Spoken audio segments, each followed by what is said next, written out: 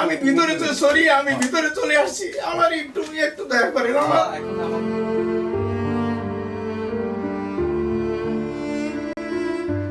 নির্ধারিত সময় পেরিয়ে যাওয়ায় মনোনয়নপত্র জমা দিতে না পেরে অঝরে কাঁদলেন শেরপুর ২ আসনে এবি পার্টির মনোনীত প্রার্থী আব্দুল্লাহ বাদশা।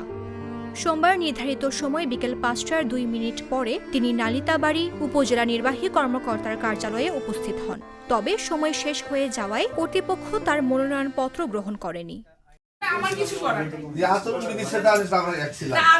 আমরা ভিতরে চলে আসছি ২ মিনিট অলরেডি ভিতরে আপনারা ফোন দিচ্ছি বারবার যে আমার গাড়িটা একটু সমস্যা হয়েছে, আমার গাড়িটা একটু সমস্যা হয়েছে।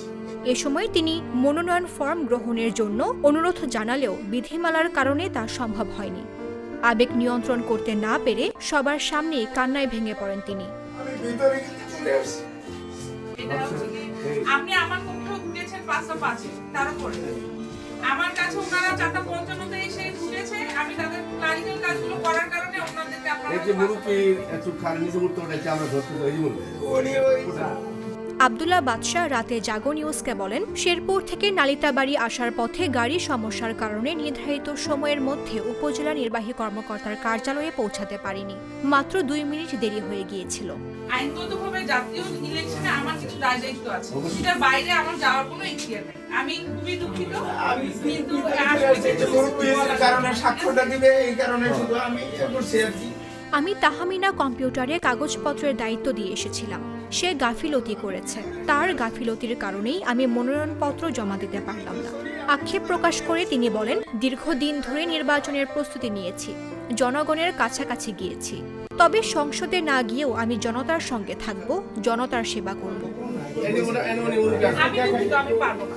আমার একেবারে মানে ওই রাস্তায় যদি দুর্ঘটনা না হইতো একটা এ বিষয়ে নালিতাবাড়ী উপজেলা নির্বাহী কর্মকর্তা ও সহকারী রিটার্নিং কর্মকর্তা রিজওয়ানা আফরিন জাগো নিউজকে বলেন, নির্বাচন বিধিমালা অনুযায়ী নির্ধারিত সময়ের পর মনোনয়নপত্র গ্রহণের কোনো সুযোগ নেই।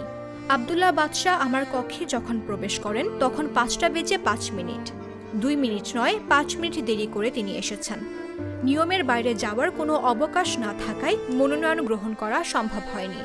আমি ভিতরে তো সরি, আমি ভিতরে চলে আসছি, আমার একটু একটু দয়া করেন আমার।